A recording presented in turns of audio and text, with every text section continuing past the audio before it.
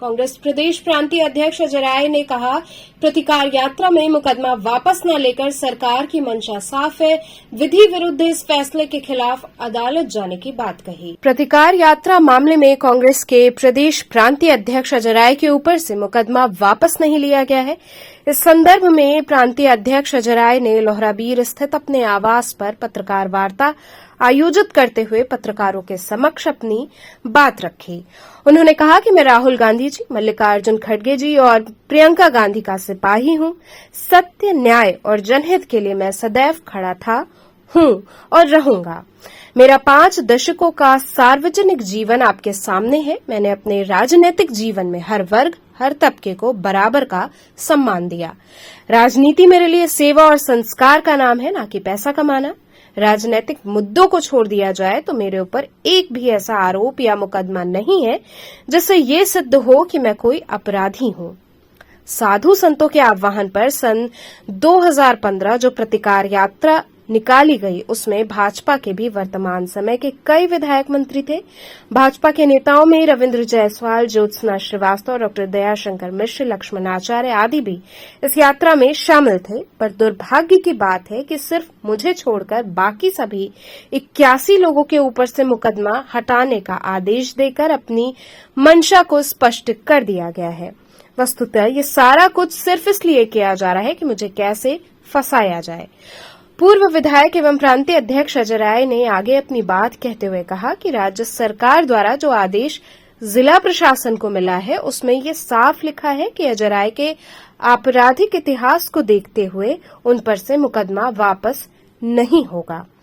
अजय राय ने कहा कि आखिर योगी जी की कौन सी विवशता है जिस वजह से वो इस तरह के अनर्गल आदेश जारी कर रहे हैं।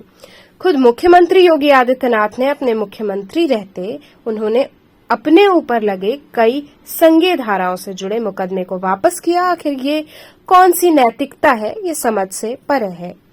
अजय राय ने कहा कि मैंने जिस प्रतिकार यात्रा में भाग लिया था उसमें मैंने किसी भी प्रकार की न तो कोई उत्तेजना वाली बात कही, न मेरे खिलाफ हिंसा या तोड़फोड़ का कोई सबूत है और न तो मेरे खिलाफ कोई संज्ञेय अपराध है। मैं एक जनसेवक हूं।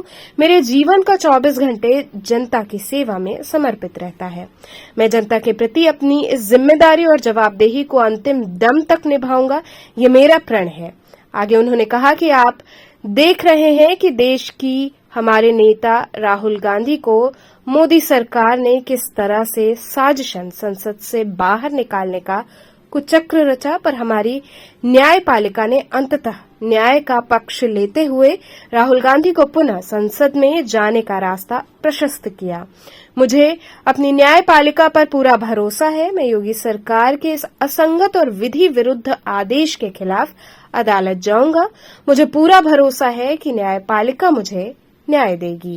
देखिए, सामने आपके है ये सरकार का पत्र है जो माननीय न्यायालय के लिए इन्होंने भेजा है कि अजय राय को छोड़कर बाकी लोगों को इसमें से निकाल दिया जाए। 82 लोगों में से 81 लोगों को हटा दिया जाए। लिखा है कि अजय राय पूर्व विधायक को सीधे सीधे की छोड़कर। ये सरकार की दोहरी नीति इसलिए कि हम लोग सरकार के खिलाफ ललकार रहे हैं, सरकार के खिलाफ बोलते हैं, आम जनता की आवाज़ उठाते हैं, आम किसान की बात उठाते हैं, आम मजदूर की बात उठाते हैं, एक एक आदमी की बात उठाते हैं। इससे ये सरकार परेशान है कि हमारे खिलाफ जो बोलने वाला है उसकी आवाज़ को बंद कर दो, उसको जेल भेज दो, उसको चुनाव लड़ने लायक ना छोड़ो, उसका जीवन राजनीतिक जीवन बर्बाद कर दो। ऐसी कौन सी परिस्थिति आ गई नेताजी कि सबको बहाल किया, आपको रोक दिया, ये बताइए। अब ये तो भाई आप उनके लोगों से पूछिए, ये तो वो बता पाएंगे ना। मैं तो अपनी बात उठाता रहता हूँ, लड़ता रहता हूँ।